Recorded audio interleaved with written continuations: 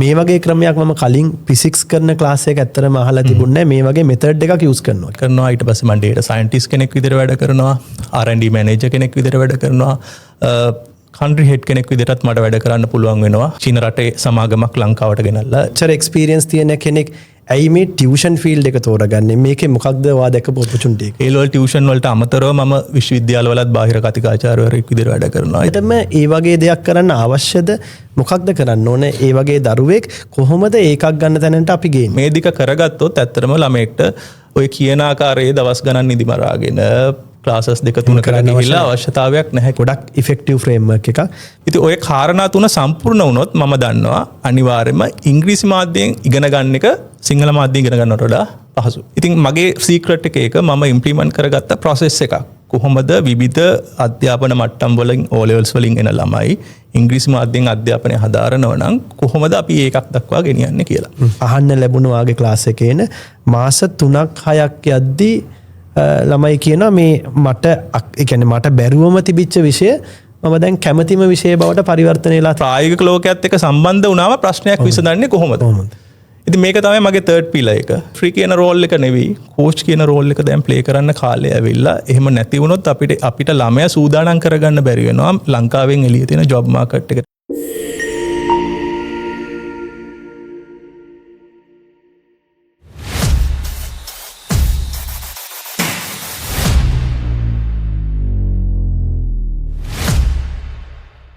ඉතින් මේ ලංකාවේ තියෙන එක්සෑම් ගත්තට පස්සේ ගොඩක්ම තරඟකාරී විභාගයක්නේ A level කියලා කියන්නේ. ඉතින් මේ A level එක්සෑම් එකෙත් බයෝ කරන අයට, මැත්ස් කරන අයට, ICT විෂය ධාරාව හදාරන අයගේ ගොඩාක් අමාරු කියන විෂයක් තමයි මේ ෆිසික්ස් කියලා කියන්නේ. ඒකත් ඉංග්‍රීසි මීඩියම් වගේ ෆිසික්ස් කරද්දී තවත් අමාරුයි කියලා කියනවා. ඉතින් ගොඩක් ළමයි මේ ෆිසික්ස් සබ්ජෙක්ට් එකට theory classes, revision classes, paper classes කියලා 2-3කටත් යනවා. ඊළඟට රෑ නිදි මරාගෙන පාඩම් කළා ඒත් හරිම ප්‍රතිඵලයක් නැහැ.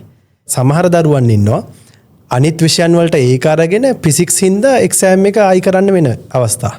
ඉතින් මේ අමාරු විෂය හරියටම දරුවන්ගේ ඔළුවට දාලා 4D ෆිසික්ස් කියන ෆ්‍රේම්වර්ක් එක ඔස්සේ ඊටාම කෙටි කාලයකින් මේ නීරස විෂය Taman කැමැතිම විෂය දක්වා කරගෙන යන්න ඒකට උදව් කරන ඒකට ඉන්ස්ට්‍රක්ටර් කෙනෙක් විදියට කටයුතු කරන කෙනෙක් තමයි අද අපේ channel එකට අපි ආරාධනා කරේ සජීවන් බාසුරු. welcome to the channel.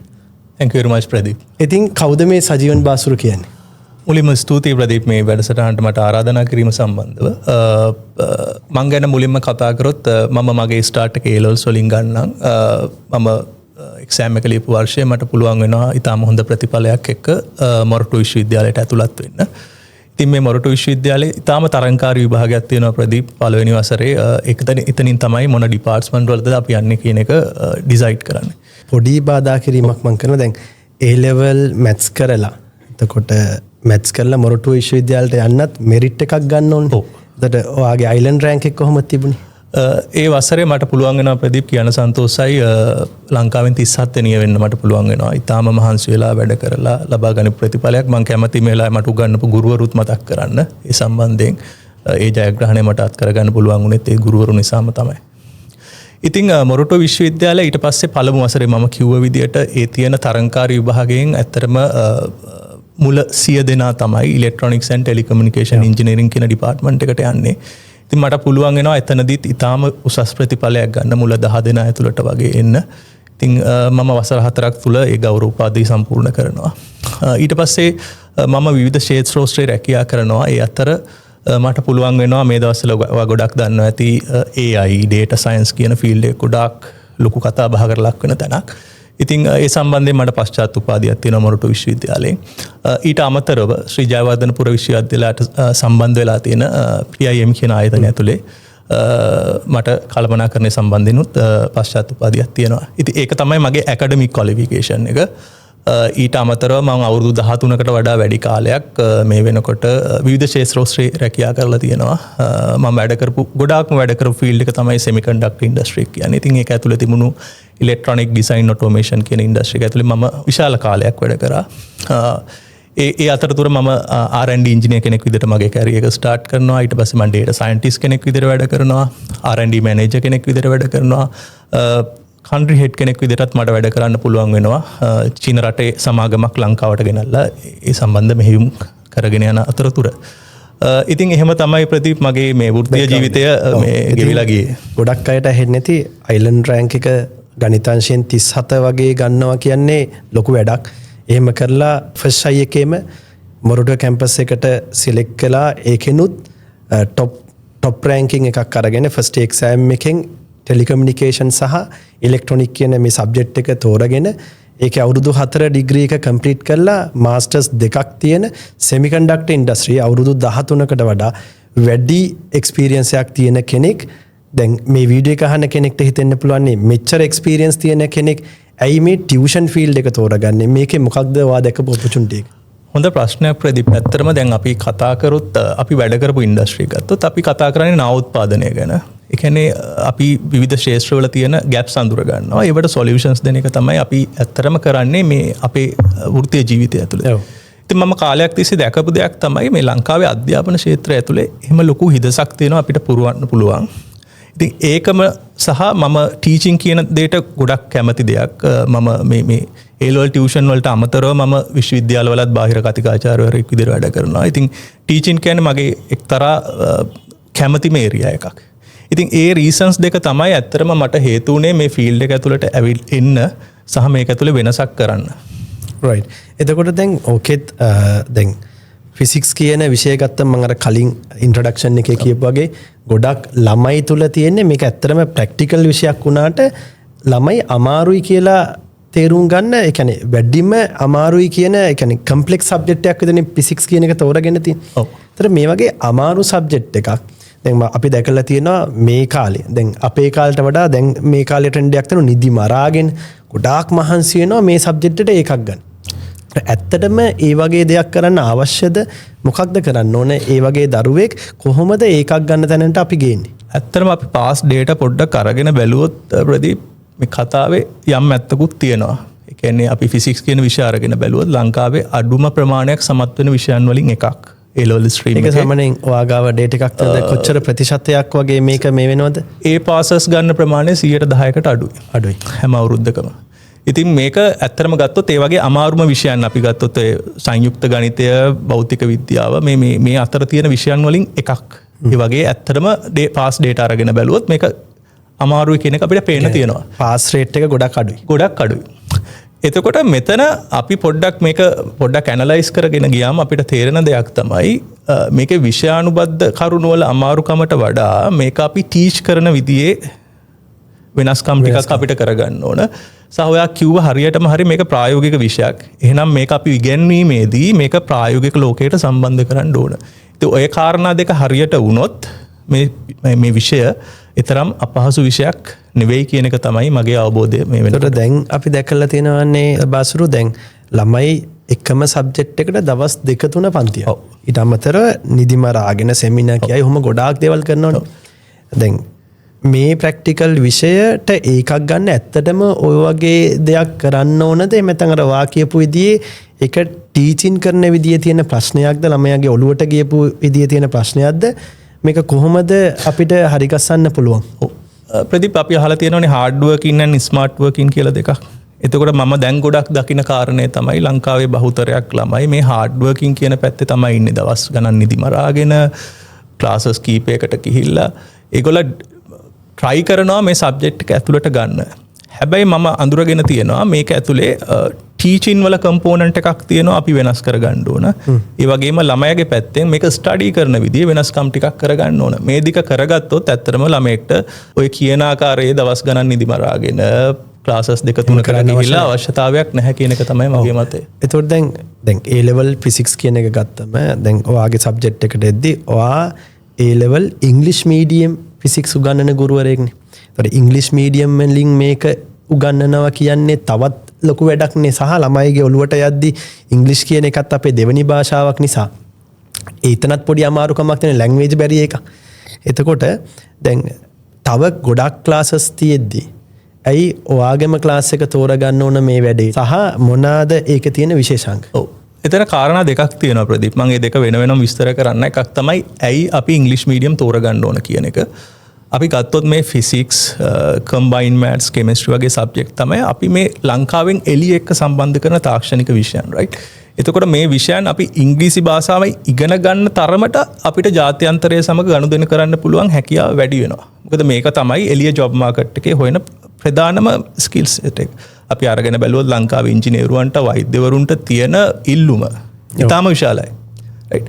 ඉතින් අපිට පුළුවන් නම් මේක තව ටිකක් මේක A-level මට්ටමෙම පටන් ගන්න. අපි මේ ටර්ම්ස් ටික මේ කන්සෙප්ට්ස් ටික අපි ඉංග්‍රීසි වලින් ඉගෙන ගත්තොත් අපිට විශ්වවිද්‍යාලය ඇතුලේ අපේ උපාධි පාඨමාලාව හදන්න හරිම ලේසි වෙනවා. මොකද මම දන්නවා අපේ යුගයේ තිබිච්ච ලොකුම ගැටලුවක් තමයි සිංහල භාෂාවෙන් අපි A-levels කරනවා. යුනිවර්සිටි එකට ගියාම පළවෙනි දවසේ මම ඉංග්‍රීසි මාධ්‍යයෙන් අධ්‍යාපනය කරන්න වෙනවා. ඉතින් මේක ගොඩක් ළමයි මම දැකලා තියෙනවා හරිම පහසුවෙන් තමයි මේ ට්‍රාන්සිෂන් එක ගන්නෙ. ඉතින් මේක අපි ඉංග්‍රීසි වලින්ම මෙතනින් කරන්න පටන් ගත්තොත් මම හිතනවා මේක ඊටාම හොඳ තැනකට ගෙනියන්න පුළුවන්. අනිත් එක තමයි ඉංග්‍රීසි මීඩියම් වලින් කරන එක අමාරුද කියන ප්‍රශ්නේ. ඔව් ඒක දැන් අපි ගොඩක් දැකපු දෙයක් නේ දැන් ඉංග්‍රීසි මීඩියම් කියන ක්ලාසස් වල ඉංග්‍රීසි මීඩියම් ටියුට් එකක් දීලා සිංහලෙන්නේ ඔක වැඩේ කරන්නේ. ඒතර ඔයත් එහෙමද කරන්නේ මේක? නෑ ප්‍රදීප ඒක හොඳ ප්‍රශ්නයක්. එතකොට මම මේකේ ඇත්තටම පිලර්ස් 3ක් අඳුර ගන්නවා මේ වැඩේ හරියට කරන්න ඉංග්‍රීසි මීඩියම් වලින් ළමෙක් A-levels කරනවා නම් එකක් තමයි ගුරුවරයා අනිවාර්යයෙන්ම ඉංග්‍රීසි මාධ්‍යයෙන් පන්තියේ උගන්වන්න ඕන. මොකද මේ කන්සෙප්ට්ස් එක ළමයට ඉංග්‍රීසි වලින් ඇහෙන්න ඕන. එහෙම වුණොත් තමයි අපි ඉංග්‍රීසියෙන් හිතන්න පුරුදු වෙන්නේ. ඔයා දන්නවා පැය 5ක වගේ කෙටි කාලයක් ඇතුළත අපිට පේපර්ස් 3ක් තියෙන ඉවර කරන්න. MCQ පේපර් එක, ස්ට්‍රක්චර්ඩ් ක්වෙස්චන් එක සහ essay එක. ඉතින් මේ මොලේ තියෙන එක අපේ ඇඟිලි තුඩු වලට එන්න නම් අපි අවුරුදු 2ක් පුරාවටම ඉංග්‍රීසියෙන් හිතලා සහ ඉංග්‍රීසියෙන් පිළිතුරු ලියමින් සිටීම යුතුයමයි. සිංහලෙන් ක්ලාස් එකේ ප්‍රශ්නය තියරි එක අහගෙන ඉඳලා එදා දවසට ගිහිල්ලා ඉංග්‍රීසියෙන් හිතලා ලියන්න ගත්තොත් ඒ කාලේ අනිවාර්යයෙන්ම ඒක එකක්. අනිත් එක තමයි අපි ආන්සර්ස් ලියන එක. ප්‍රශ්න වලට උත්තර ලිවීම අනිවාර්යයෙන්ම ඉංග්‍රීසියෙන් ක්ලාස් එක තුලදී කරන්න ඕන. ළමයාකට පුරුදු කරන්න ඕන. අනිත් කාරණය තමයි අනිවාර්යයෙන්ම නිබන්ධනයත් අපි ඉංග්‍රීසි භාෂාවෙන් දෙන්න ඕන. ඉතින් ওই කාරණා තුන සම්පූර්ණ වුණොත් මම දන්නවා අනිවාර්යයෙන්ම ඉංග්‍රීසි මාධ්‍යයෙන් ඉගෙන ගන්න එක සිංහල මාධ්‍යයෙන් ඉගෙන ගන්නවට වඩා පහසුයි. පහසුයි. ඒනට දැන් ළමයි අතරේ ගිහිල්ලා තියෙන දේ තමයි මේක ඉංග්‍රීසි මීඩියම් ෆිසික්ස් කරන එක අමාරුයි කියන්නේ. නමුත් දැන් ඔයා කියනවා මේක ඇත්තටම ලේසි වැඩක්. හැබැයි හරි විදියට ළමයිගේ ඔලුවට දෙන්න. ප්‍රොසෙස් එකේ ප්‍රශ්නයක්. ඒ ඔපචුනිටි දැකලා තමයි ඔයා මේ වැඩේට දැන් ඇවිල්ලා ඉන්නේ. කොහොමද ප්‍රොසෙස් එක හදාගෙන යන්නේ. ඒකෙදි අපිට තව දැනගන්න ඕන එකක් දැන් ක්ලාසස් ගොඩක් තියෙනවනේ. ලංකාවේ ෆිසික්ස් කිව්වම ගොඩක් ක්ලාසස් තියෙනවා. ඇයි ඔයාගේ එකටම ළමයෙක් එන්න ඕන එකක් ගන්න මොකක්ද වාගේ තියෙන වැඩපිළිවෙල? මෙහෙමයි ප්‍රදීප්. ඒ කියන්නේ කාරණා කීපයක් තියෙනවා. පළවෙනි එක තමයි මම හැමතිස්සෙම විශ්වාස කරන්නේ ප්‍රොසෙස් එකක්. පුද්ගලයෙක්ට දේවල් තනියම කරනවට වඩා අපි ප්‍රොසෙස් එකක් ෆලෝ කරොත් මැජොරිටි එකට මේක සක්සස් වෙන්න පුළුවන්. ඉතින් මගේ සීක්‍රට් එක මම ඉම්ප්ලිමන්ට් කරගත්ත ප්‍රොසෙස් එකක්. කොහොමද විවිධ අධ්‍යාපන මට්ටම් වලින් O levels වලින් එන ළමයි ඉංග්‍රීසි මාධ්‍යයෙන් අධ්‍යාපනය හදාරනවා නම් කොහොමද අපි ඒකක් දක්වා ගෙනියන්නේ කියලා. ඉතින් මම එතනදී වැඩිපුරම හිතන කාරණයක් තමයි දැන් මේ ටීචින් කියන තැනින් අපි කෝචින් කියන තැනට එන්න අවශ්‍යයි. මොකද ටීචින් වලදී අපි කරන්නේ ගොඩක් වෙලාවට නොලෙජ් එක දෙන එක. කෝචින් කියන්නේ ඊට වඩා වෙනස් දෙයක්. ඒ කියන්නේ අපි කොහොමද ළමයාගේ performance improve කරන්නේ, skill improve කරන්නේ. මේකට මම තා පොඩි example එකක් දෙන්නම් මේ ප්‍රදීප්. අපි ෆුට්බෝල් අපි හැමෝම දන්න ක්‍රීඩාවක් නේ. ලෝක ජනප්‍රියම ක්‍රීඩාව. right. එතකොට මේකේ අපි දන්නවා කෝචර්ස්ලා ඉන්නවා එක පැත්තකින්, රෙෆරීස්ලා ඉන්නවා තව පැත්තකින්. රෙෆරීස්ලා කියන්නේ මේකේ රූල්ස් ටික මාස්ටර් කරපු අය. කෝචර්ස්ලා කියන්නේ කොහොමද ප්ලේයර් කෙනෙක්ගේ performance එක improve කරන්න කියලා දන්න අය. ඒතකොට මම හිතනවා අපි අර රෙෆරි කියන රෝල් එක නෙවෙයි කෝච් කියන රෝල් එක දැන් ප්ලේ කරන්න කාලය ඇවිල්ලා. එහෙම නැති වුණොත් අපිට ළමයා සූදානම් කරගන්න බැරි වෙනවා ලංකාවෙන් එළිය තියෙන ජොබ් මාකට් එකට. ඉතින් ඒක අපි A level ඉඳන් පටන් ගන්න ඕන. ඉතින් මොකද්ද මගේ process එක?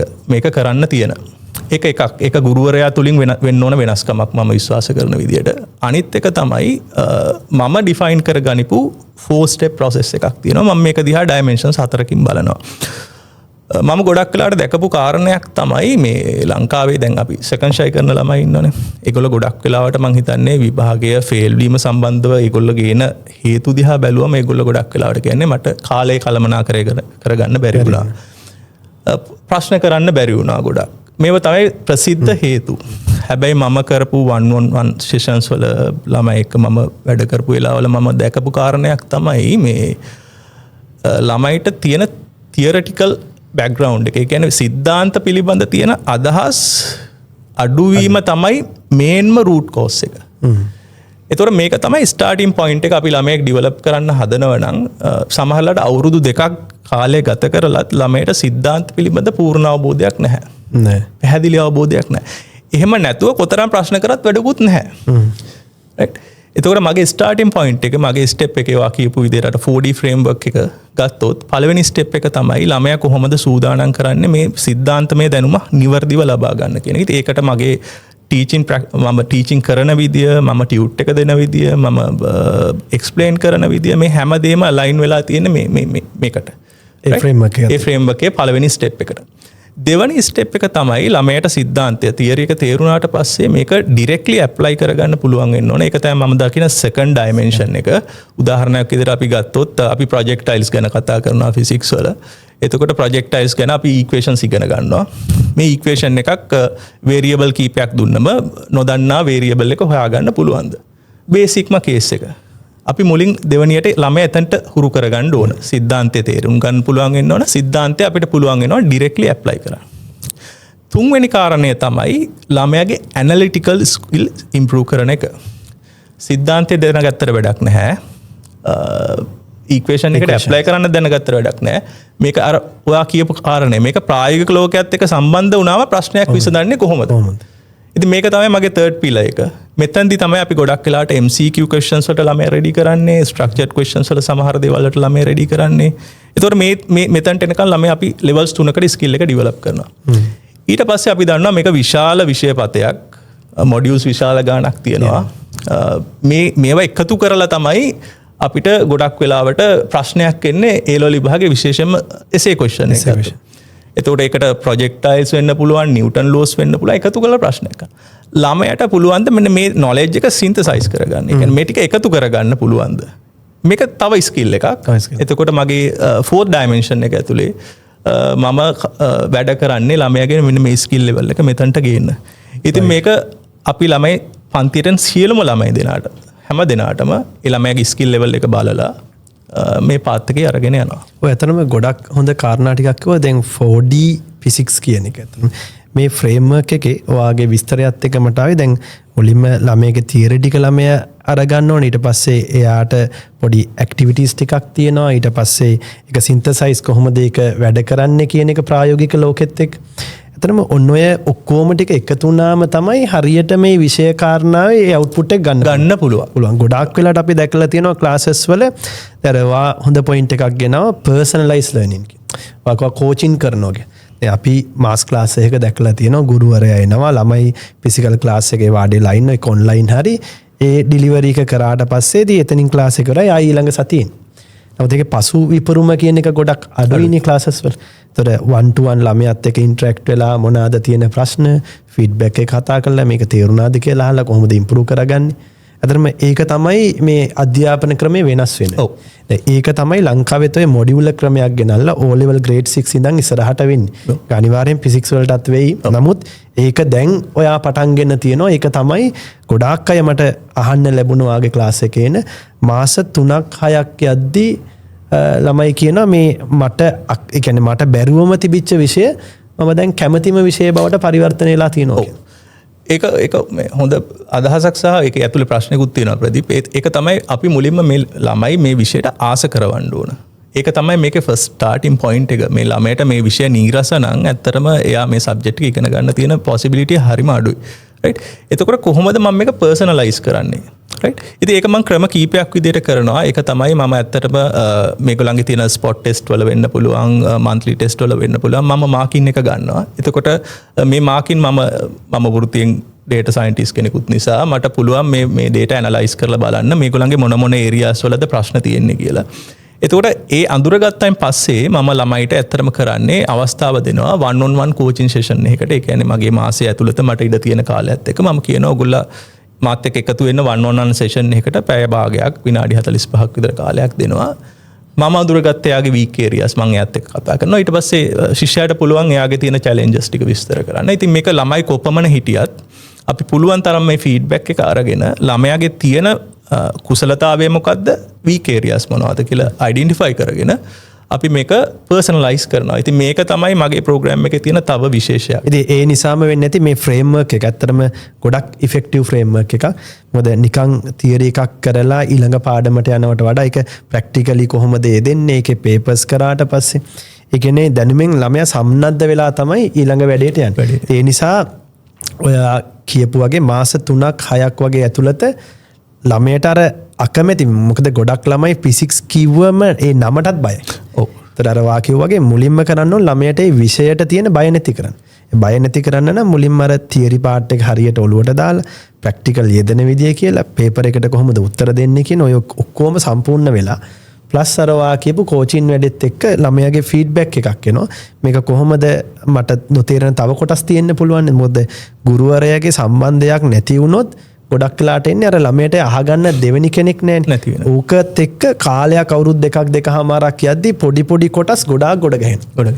ඒකට තමයි අර ළමයට ඒකට ඇත්තටම සමහර ප්‍රශ්න වලට උත්තර දෙන්න බැරි කම තියෙනවා. ඒකත් එක්ක මට හිතෙනවා දැන් මේ වගේ ක්‍රමයක් මම කලින් ෆිසික්ස් කරන ක්ලාස් එක ඇත්තටම අහලා තිබුණේ නැහැ. මේ වගේ මෙතඩ් එකක් යූස් කරනවා කියලා. ඒක ඇත්තටම හොඳ දෙයක්. ඉතින් මම මේ වීඩියෝ එක බලන් ඉන්න ඔයාලගෙනුත් ඉල්ලා ඉන්නවා.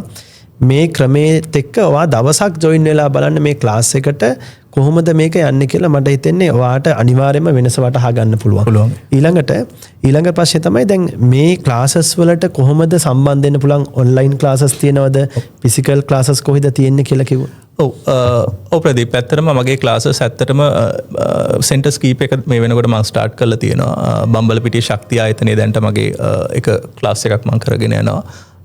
නුගේගොඩ ආයතන දෙකක මම දැන්ට ක්ලාසස් පටන් අරගෙන යනවා. රොටරි ආයතනය සහ කිංස් ඉන්ස්ටිටියුට් කියන ආයතනයේ.